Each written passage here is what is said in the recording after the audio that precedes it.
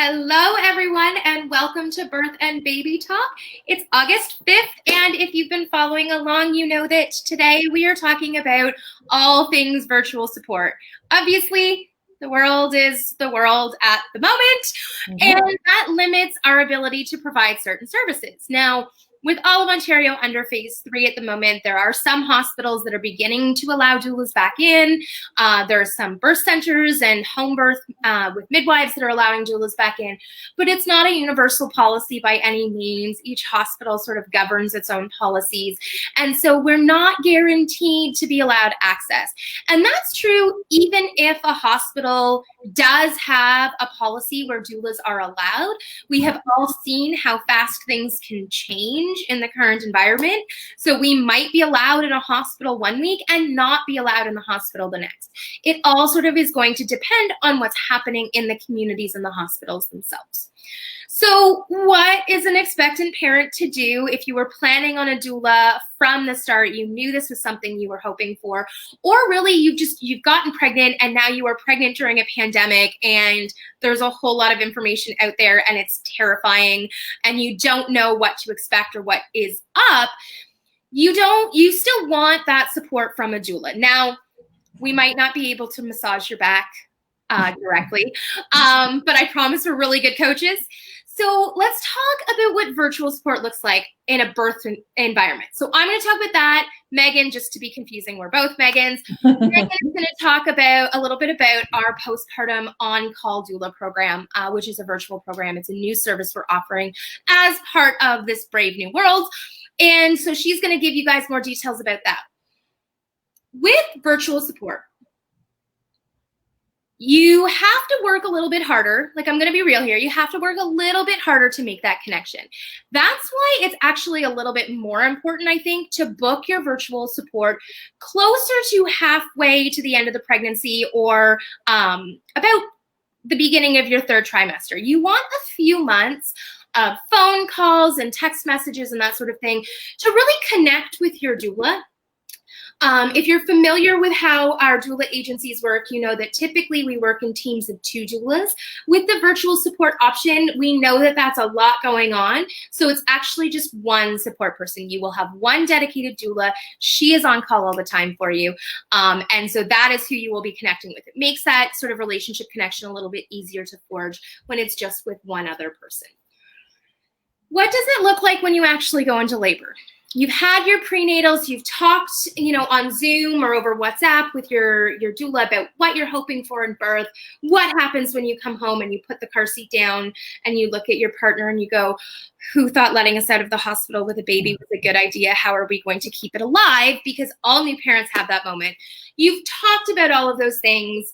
You're contracting. You think this is it. Maybe. And then you don't think it is, and then you think it is, and then you don't think it is. Anyways, eventually you are going to be at a point where you're like, this is labor. As with all of our birth, whether in person or virtual, we want you to let us know the moment you think you're in labor, even if it turns out to be a bit of a false alarm.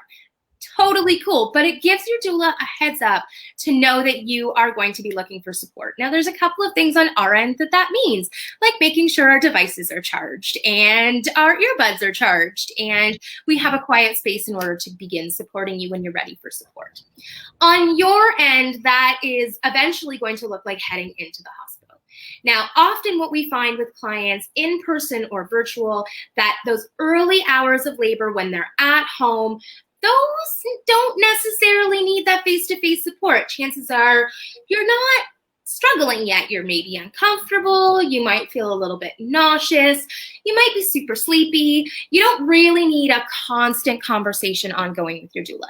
You check in with her every once in a while. She might set times to check in with you, but really it's just sort of check-ins.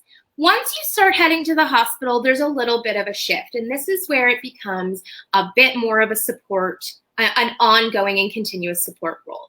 So once you are through triage and you have been admitted, I'll be honest, trying to get us on a video chat in triage can be really difficult. There's often not a lot of space.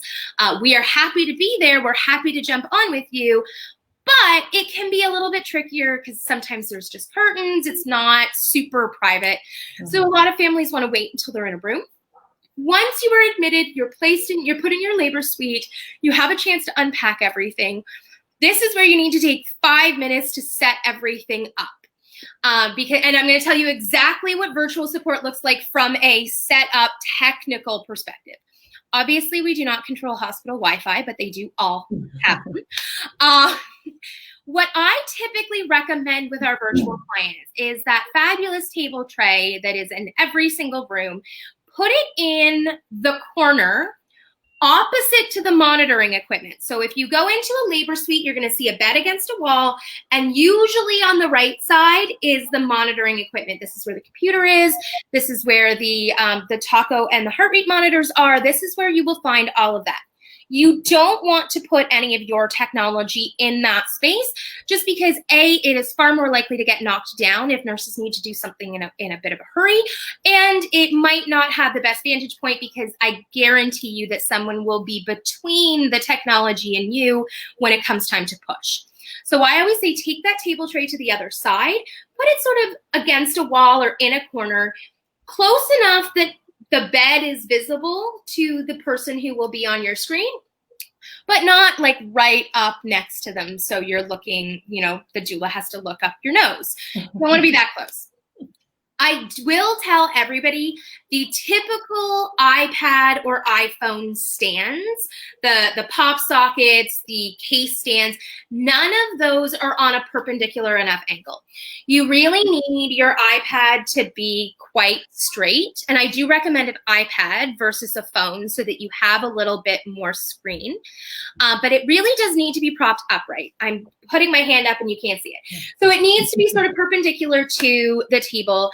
That means that I've had clients use water bottles. I've had, clients use whatever they can sort of find in their bag. You can take something if you want. Balloon weights work really, really well if you've had birthday parties in the past. Yeah. I mean, it'll look a little bit festive in your room, but those work really, really well. And I mean, it's a birthday party. Yeah. So these work really, really well, but anything really worthwhile, something that has a little bit of weight.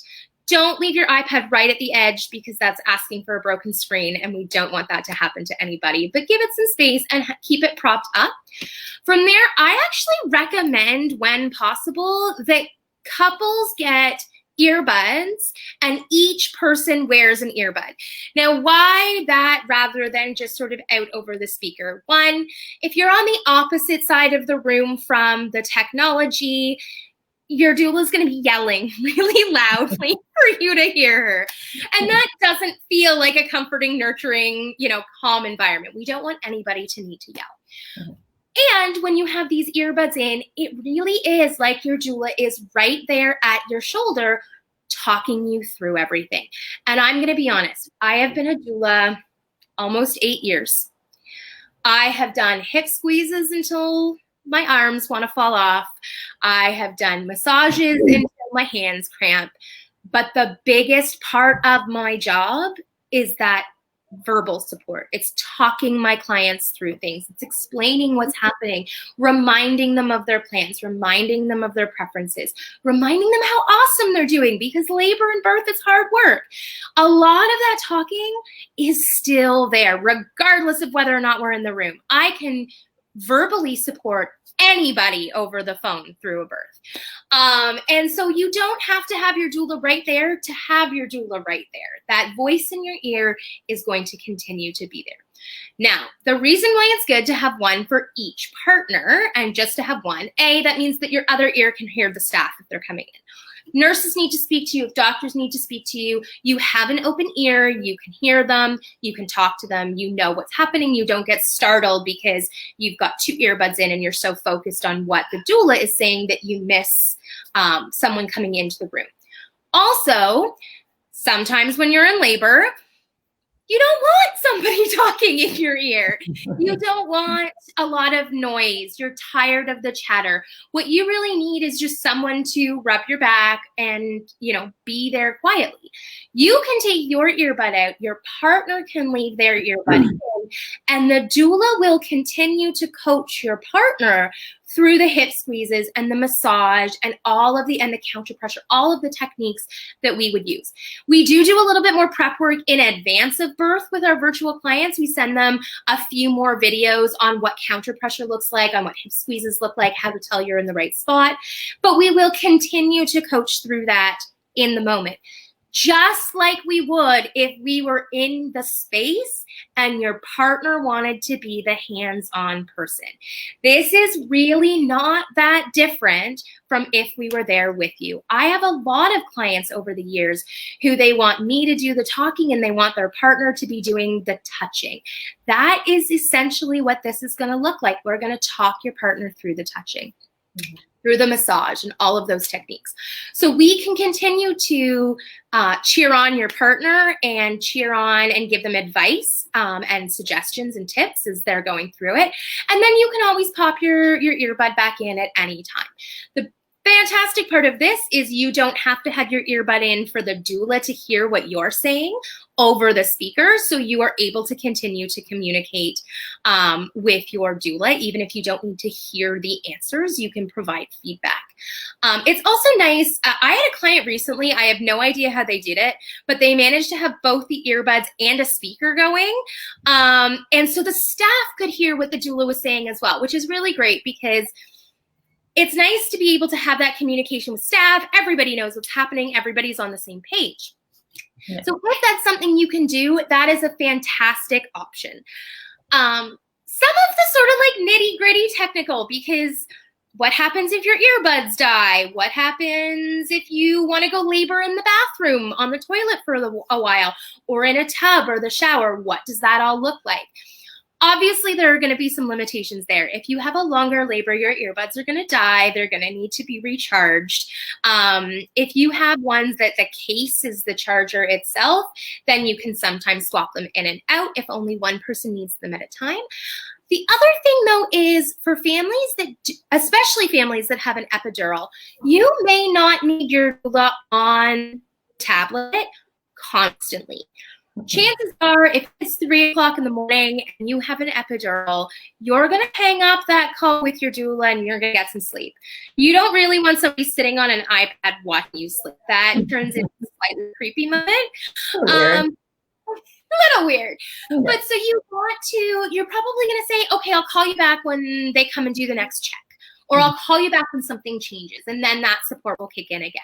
That way you have time for things to chart. Mm-hmm. I also recommend that you bring a minimum 15-foot charge cable for the tablet or device that you are using for the video call.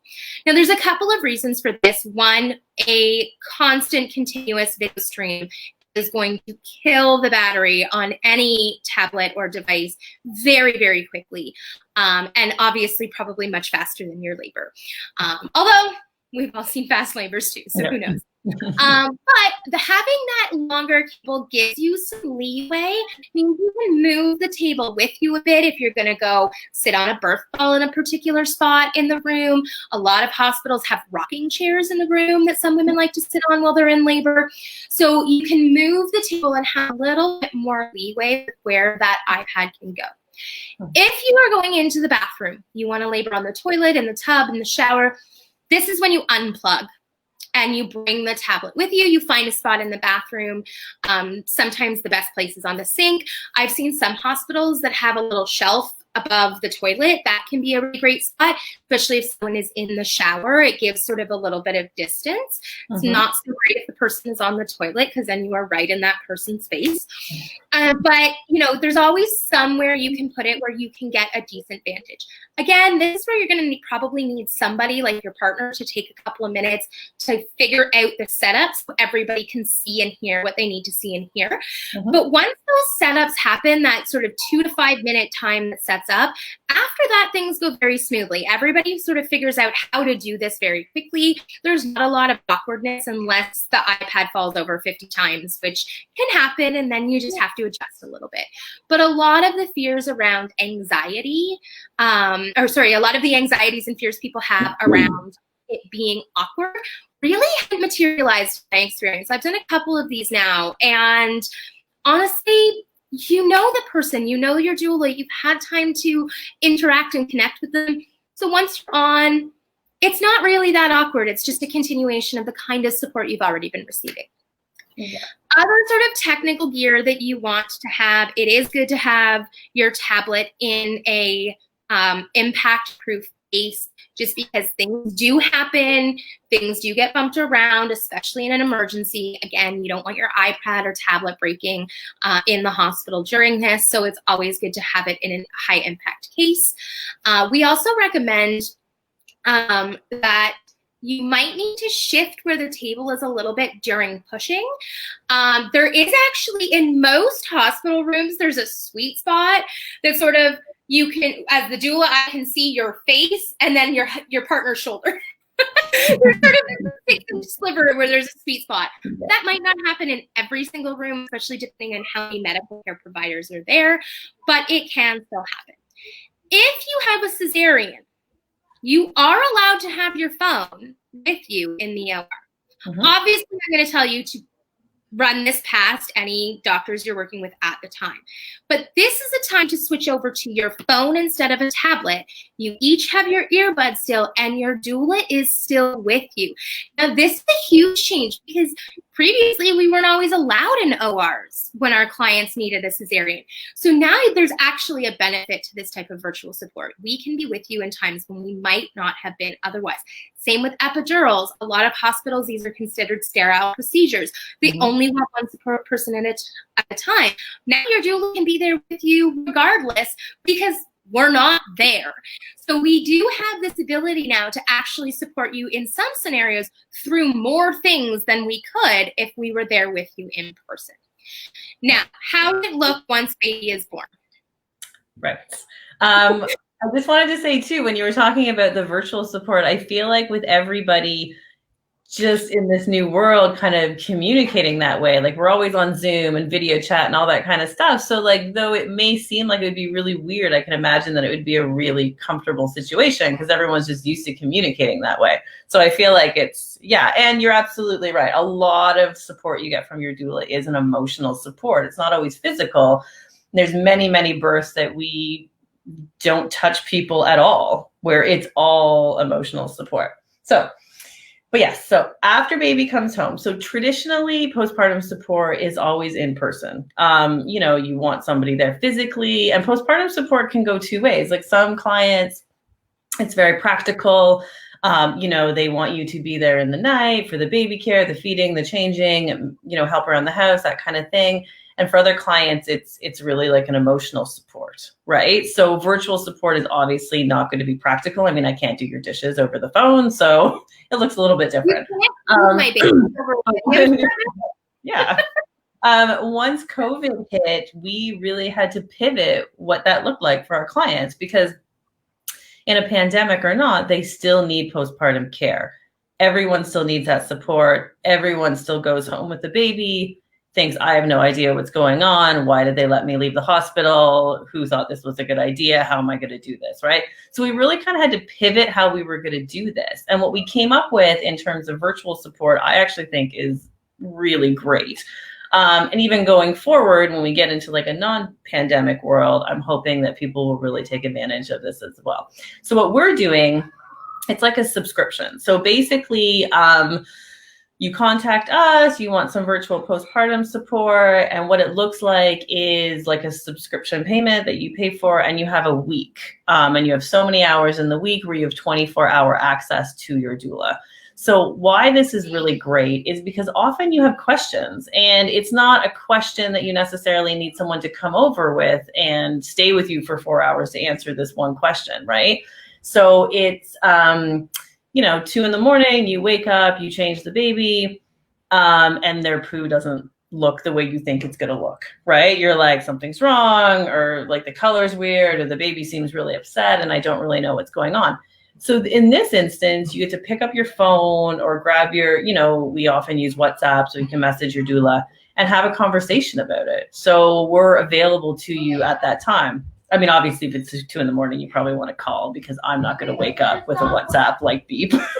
So you call your doula and you have a conversation about it. And this is great because you can't call your doctor at 2 a.m. You don't have access to your midwife at 2 a.m, but you really need this question answered. And that way we can chat about whatever's happening with the baby, kind of walk you through it. I mean, people always laugh about how many photos I've gotten from about like with diapers, like via text message. You know, does this look normal? What does this look like? Plugs. I was like, I always like remember to delete these photos, right? And sometimes it's just a little bit of peace of mind for stuff like that. So that's kind of like more of a practical thing, right? Like, what does this mean? What does this mean? I have a question about this. You always have access to your doula for those answers. But that doesn't mean that we're not available there for emotional support as well. I mean, maybe you had a really rough night. Maybe it's 6 a.m. and you haven't slept and you just need like a sounding board. Like you need someone to talk to about it. And that's what your doula is there for you as well. I mean, if we were there physically, we would be having these same conversations, right? So there's nothing really different about that, where you just have access to us all the time. This is also really good for people who don't necessarily want in-person support. Maybe they don't want somebody in their house. Maybe they have grandma there, or maybe they have some other kind of support and they don't physically need you there. But what they want is information, right? So they don't want to Google everything. They don't want to guess things. They just want a professional at their fingertips to be able to call and ask questions. So there's lots of different levels of the virtual postpartum support, but I think it works. I think it's a great idea. Obviously, it's something that we had to do in the middle of a pandemic, but I think going forward, I think for a lot of families that's going to be a really great option as well. Well, and you mentioned something there at the end, Meaghan, how many times over the years, and we say this with all the respect in the world, but how many times over the years have we gotten calls from new parents who are saying like, my mother is here, but her information is 30 to outdated, out of date. Yes. You know, we don't take kids out of, car seats when they're 18 months now and strap them in, and we don't put formula or rice cereal mixed in with formula. All that advice that our parents exactly, because that was the accurate information 30 to 40 years ago, is obviously not the current. So this is a resource. In some ways, this, as much as this is support, it's also a resource. It's a, it's how to be a millionaire, the like phone a friend option. You have to phone the expert. Yes. If you have a question, Google is a terrifying place, and who shortly after having a baby has the energy or the mind wherewithal to actually scroll through and sort through, the 50,000 articles on, is my baby's poop supposed to be this color, when you can literally just send a message or pick up the phone and call your doula and say, hey, is my baby's poop supposed to be this color? And your doula can explain why. Or someone suggested I do X. Is that the right thing to do? The question I get a lot, especially this time of year, should I give my baby water? That's a question in the summer. I get that all the time. Well, it's faster, honestly, to pick up a phone and call us than it is to go search for it online, because you're going to find all kinds of stuff that isn't relevant. So this option gives you that ability to have support at the drop of a hat when you need it, for what you need it for. And it's, you do it at a week at a time. If you don't need it, you think, things are going really, really well, you're good. Okay, you don't renew for the next week. If you get halfway through that week and you're freaking out about having your doula available anymore, you call up and we start a new week. It's a really easy way to keep that same expertise that you could draw on through your pregnancy with a birth doula, those calls all throughout, each of the trimesters where you talk about, well, why does my back hurt? What can I do about it? What about this thing? What about that thing? Now we have that same option available for our postpartum clients. And as Meaghan said, it's a great option if you're worried about exposure, if you are trying to keep your bubble small. If someone in your home is, immunocompromised in any way, then you don't want to invite more people into your bubble. But this still gives you the option of having that expert on call for you. And this is definitely something we are going to continue. I look back and I had lots of help when my babies were born, but man, do I wish I had a doula on call that I could call and be like, they're driving me nuts. They're telling me to do this thing. And by they, I mean my family. And it's like, no, I don't want to do this thing my family is telling me to do.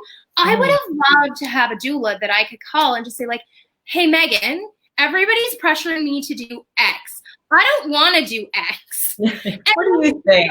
Yeah. What do you think? Or maybe just say like, can I vent for 10 minutes? Yeah. And that's the other thing is that it doesn't have to be a question too. And the other thing I wanted to mention that I had talked to a client about not too long ago was that like you can, like, it's okay to do both. Like you can do a hybrid. Like they had a question. They're like, I think I really want like a 4-hour in-person kind of crash course, obviously with all the COVID restrictions and stuff, everyone has to be comfortable with that. But just that one chunk of time where I can kind of go through everything with you. And then the following week, do like an on-call. Right. So you can do both of those things as well. Like you don't have to be married to like one or the other. You can actually kind of, hybrid them together if you want to. Because not everybody, sometimes people want to have that in-person, like for that really like first kind of meeting and that first like postpartum support. But then after that, they're like, you know what? I don't really need you in person in my house, but I do want to be able to call you with all the follow-up questions. Right. So I thought that was a good thing as well. And just like I talked about how, a big aspect of what we do in a birth room is actually emotional support. A huge component of postpartum is education. This is where we talk through how to do things, where to find resources, what products are going to be the most helpful for your current scenario. So all of that information, again, just like the emotional support, is completely accessible over a video call or a phone call or a text message. So this actually creates more accessibility. It gives this option to a much wider group of people. It is less expensive than having a doula come to your home. So this is making that expertise available to people. We know there's a lot happening. We know jobs are disappearing. We know businesses are closing. This is a way to help bring that expertise into your life, even in a budget conscious sort of way. So it's an option for a lot of people that might not otherwise want or need in-person postpartum support. Exactly. And the fact that it's 24 hours, I think, is huge because as postpartum doulas, if you have a postpartum contract and you're working like 9 to 5 during the day, we expect to like be off work for the night. I mean, that said, if a client calls us, we're going to answer the phone. But this is like a guarantee. This is part of that specific support is that 24 hours a day, which for birth clients, it's always 24 hours a day. But for postpartum clients, it's a little bit different. So this is just like a guarantee. Like you never have to feel bad to call at 2 a.m. with a question that you may think is silly, but you just want an answer to, right? Like it's part of the package. Absolutely. And I'll say the same thing to those clients that I say to our birth clients is I would rather a 10-minute phone call at 2 o'clock in the morning that everybody relaxes afterwards and can go back to sleep than a frantic phone call at 7 o'clock in the morning when someone tells me they've been awake all night worrying about this thing, but they didn't want to call me. Exactly. So, doulas are here to help. This is what we do. We, in developing this package and this option for people, we really sort of drew on what we wish we had when we were new parents. And, sort of connection we envisioned ourselves needing if we were having a new baby right now. And this is what we came up with, was this option for people to really draw on that expertise without having to increase their exposure risks. This is as close to the best of both worlds as we could get. Yes. COVID world. What we came up with, Fantastic. Thank you, everybody, for joining us. Please feel free to send us questions. If you are curious about how virtual support can work for you, absolutely send us a note. Also, I want to point out, virtual support doesn't have to be in the cities we have agencies in. Right, We provide support to anyone, anywhere. Obviously, our knowledge and expertise is going to be a little bit more geared to Ontario hospitals, perform procedures, that sort of thing. But as doulas, we're also used to looking in the right places for this information. So if you're in Alberta and you really want someone that you can just call a couple of times a week to check in about how things are going with your baby, this option is still available. We don't need to be in Alberta to join you and to be there. Yeah. This is really something that anybody can access. We are happy to talk to anybody. If you're looking for more information on this, FamilyDoulasOfOttawa.com, TorontoFamilyDoulas.com, or HamiltonFamilyDoulas.com all are ways to get in touch with us and to get the ball rolling on virtual support. Awesome. Thanks, everybody. Thanks, guys.